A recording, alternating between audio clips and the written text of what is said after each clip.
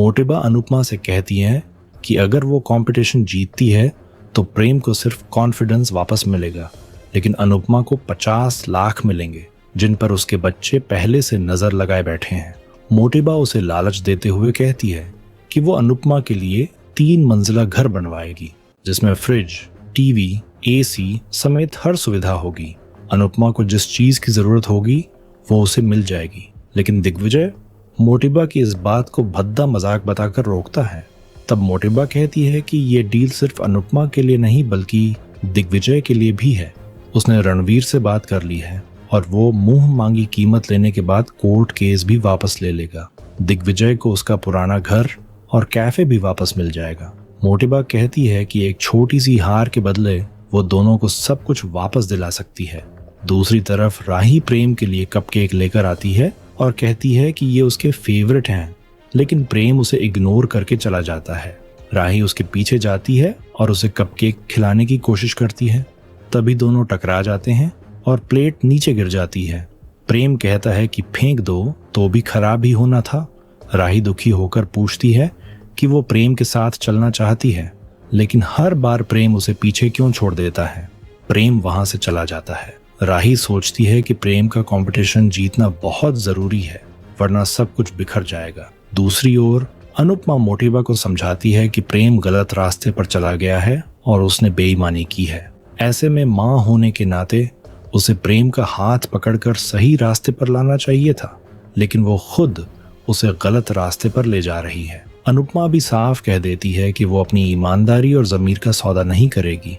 मोटिबा उसे समझाती है कि कंपटीशन की जीत सिर्फ 4 दिन की है, जबकि वो अनुपमा को ऐसी जिंदगी देना चाहती है जहां उसे कभी किसी के सामने हाथ ना फैलाना पड़े।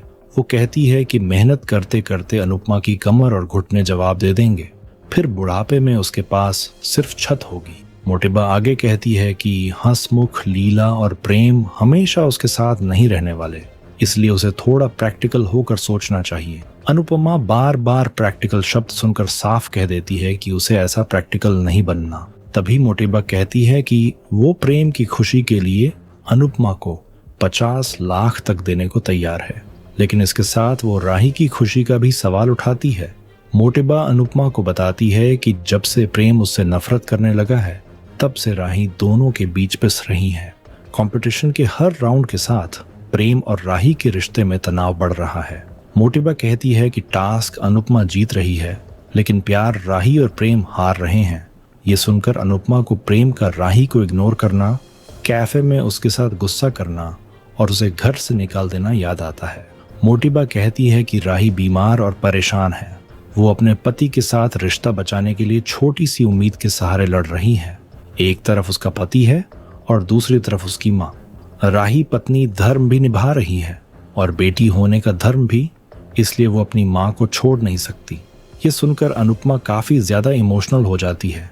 मोटिबा अनुपमा से कहती है कि अगर वो ये कंपटीशन हार भी गई तो इस हार में उसके अपनों की जीत होगी, लेकिन दिग्विजय मोटिबा को साफ कह देता है कि ये जीत सिर्फ प्रेम के अहंकार और घमंड की होगी। वो कहता है कि मोटिबा पहले भी बेईमानी कर चुकी है। उसके बेटे के साथ मिलकर उसे घर से निकलवाया, उसकी बेटी का कैफे बंद करवाया और अब प्रेम ने कंपटीशन का फॉर्म, क्लाइंट्स, कॉन्ट्रैक्ट, यहाँ तक कि रेसिपी डायरी तक चुरा ली। ऐसे में अब अनुपमा की जीत चुराने के लिए वो सौदे का नाम दे रही है। दिग्विजय आगे कहता है कि उसकी बेटी की यादें ही उसके लिए सबसे बड़ी दौलत हैं। वो उन्हीं यादों के साथ जीता है और पुराने घर का भी अब उसके लिए कोई मतलब नहीं है। मोटिबा के कुछ लाख रुपए देकर वो अपनी बेटी की यादें नहीं बेच सकता। इसके बाद वो अनुपमा को समझाता है कि उसके हुनर की कीमत करोड़ों से भी ज्यादा है और उसे इस डील को बिल्कुल स्वीकार नहीं करना चाहिए। तभी गौतम अनुपमा को राही की याद दिलाता है।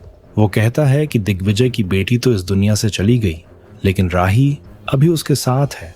वो उस हादसे का जिक्र करता है जब राही के दुपट्टे में आग लग गई थी और अगर अनुपमा समय पर नहीं पहुंचती तो राही के साथ बहुत बड़ा हादसा हो सकता था। ये सुनकर दिग्विजय गौतम को चुप रहने के लिए कहता है। गौतम कहता है कि अनुपमा ने पूरी जिंदगी मेहनत की है और अब जब उसकी मेहनत का फल मिलने वाला है तो उसे पीछे नहीं हटना चाहिए। गौतम और दिग्विजय के बीच बहस बढ़ जाती है तो अनुपमा गौतम को पीछे हटने के लिए कहती है। वो साफ कहती है कि ये उसकी लड़ाई है और वो खुद इसे संभाल लेगी। गौतम वहां से पीछे हट जाता है। इसके बाद अनुपमा मोटेबा से बात करती है। वो कहती है कि दोनों भले ही अलग हों, लेकिन एक बात बिल्कुल समान है कि दोनों अपने परिवार से बहुत प्यार करती हैं और परिवार की खुशी के लिए कुछ भी कर सकती हैं। अनुपमा आगे पूछती है कि क्या मोटेबा को अपने हुनर पर पूरा भरोसा है या फिर उसे सिर्फ अनुपमा के हुनर पर भरोसा है। क्या उसे नहीं लगता कि प्रेम भी ये कंपटीशन जीत सकता है? मोटेबा कहती है कि प्रेम को इस डील के बारे में कुछ जानने की जरूरत नहीं है, ये सिर्फ उन दोनों के बीच की बात है। लेकिन अनुपमा को चेतावनी देते हुए कहती है कि अगर प्रेम कंपटीशन हार गया तो भी राही उसकी जीत पर खुश नहीं हो पाएगी। प्रेम हमेशा राही के प्यार की परीक्षा लेता रहेगा और उसे यही लगेगा कि राही अपनी माँ से ज्यादा प्यार करती है। मोटेबा अनुपमा से विनती करती है कि वो अपनी जिद छोड़ दे, क्योंकि प्रेम का अहंकार राही की जिंदगी और उसका घर बर्बाद कर सकता है। वो ये भी कहती है कि अगर अनुपमा ने उसकी बात नहीं मानी तो शायद जिंदगी भर वो अपनी बेटी के चेहरे पर अपने नाम की मुस्कान नहीं देख पाएगी। इतना कहकर मोटेबा वहां से चली जाती है और अनुपमा काफी ज्यादा दुखी हो जाती है। दूसरी तरफ राही प्लेट उठा रही होती है। तभी प्रेम वहां आता है और राही को देखकर उससे बात करने लगता है। दोनों एक दूसरे को देख ही रहे होते हैं कि श्रुति वहां पहुंच जाती है। वो दोनों से पूछती हैं कि ग्रैंड फिनाले के लिए कोई स्ट्रैटेजी बनाई है या फिर वहां भी सिर्फ एक दूसरे को निहारते रहेंगे, क्योंकि अनुपमा डबल तैयारी के साथ आएगी। श्रुति प्रेम से कहती है कि उसे कोई ऐसा चमत्कार करना होगा जिससे वो कंपटीशन जीत जाए। प्रेम कहता है कि उसने घर पर भी कहा था कि वो कुछ काम कर लेगा, लेकिन श्रुति बार बार वही बात क्यों याद दिला रही है। श्रुति गुस्से में कहती है कि प्रेम की ईगो की वजह से उसकी रेपुटेशन खराब हो रही है। उसने इस बिजनेस को खड़ा करने में बहुत मेहनत की है, लेकिन जब से उसने कैफे में प्रेम के लिए पैसे लगाए हैं तब से प्रॉफिट का चेहरा तक नहीं देखा। अब उसे लगता है कि ये कैफे बंद करना पड़ेगा। ये सुनकर प्रेम गुस्से में सामान इधर उधर फेंकने लगता है।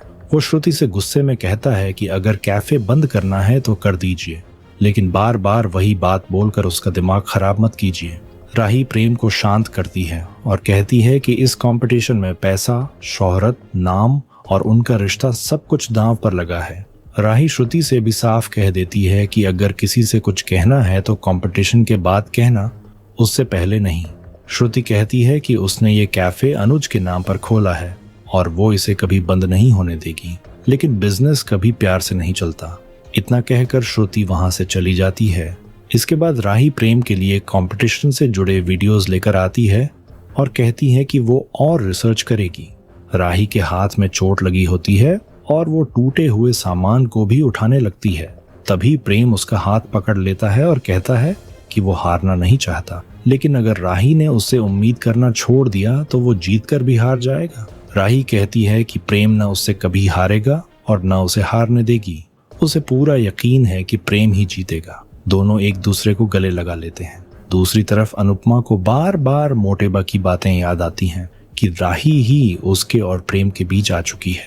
अनुपमा इतनी परेशान होती है कि चलते चलते गिरने लगती है। तभी दिग्विजय उसे संभाल लेता है। अनुपमा कहती है कि उसे समझ नहीं आ रहा कि वो क्या करे। वो 5 लाख की रसीद को देखकर कहती है कि ये कागज का छोटा सा टुकड़ा है, लेकिन बहुत भारी है। इससे भी ज्यादा भारी मोटेबा की कही हुई बातें हैं। दिग्विजय उसे समझाता है कि वो ये बोझ उतार दे और वही करे जो उसका दिल चाहता है। अनुपमा कहती है कि अब उसे ये भी नहीं पता कि वो क्या करना चाहती है और क्या नहीं करना चाहती। उसे लगता है कि मोटेबा की बातें उसके लिए घाव हैं और ये 5 लाख की रसीद उन घावों पर मरहम जैसी है। वो सोचती है कि शायद उसे ये ऑफर मान लेना चाहिए। फिर अनुपमा अपने पुराने दिनों को याद करती है और कहती है कि आत्मसम्मान और उसूलों की बड़ी बड़ी बातें करना आसान है, लेकिन इन उसूलों से जिंदगी आसान नहीं हुई। उसने कांटों और पत्थरों पर चलकर जिंदगी गुजारी, बार बार टूटी, फिर भी हर बार अपने आत्मसम्मान के सहारे खड़ी हुई, लेकिन बदले में उसे सिर्फ दुख, धिक्कार और हर दरवाजे से बाहर जाने की बातें मिली। उसे याद आता है कि कैसे उसे घर से निकाल दिया गया था। तभी दिग्विजय अनुपमा को समझाता है कि उन्हें कंपटीशन से पीछे नहीं हटना है, क्योंकि अगर प्रेम जीत गया तो उसका घमंड और बढ़ जाएगा। उसे बदलने के लिए अनुपमा को ये कंपटीशन जीतना ही होगा। अनुपमा उसकी बात समझ जाती है, लेकिन उसके मन में राही का सवाल उठता है।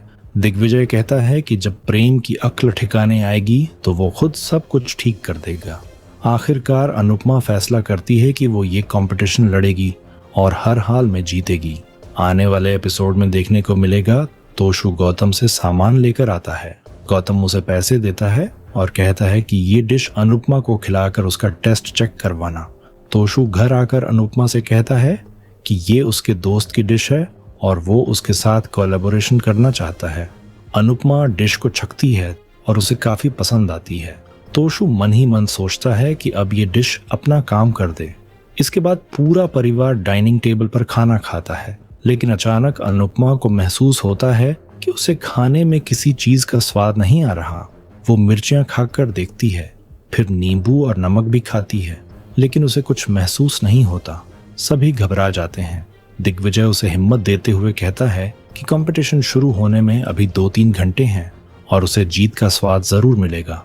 लेकिन अनुपमा डर जाती है और कहती है कि अगर उसका स्वाद वापस नहीं आया तो उसके सपने, उसके अपनों की उम्मीदें और सब कुछ बर्बाद हो जाएगा। आपको क्या लगता है, क्या कंपटीशन शुरू होने से पहले अनुपमा का स्वाद वापस आ पाएगा? कमेंट करके जरूर बताएं।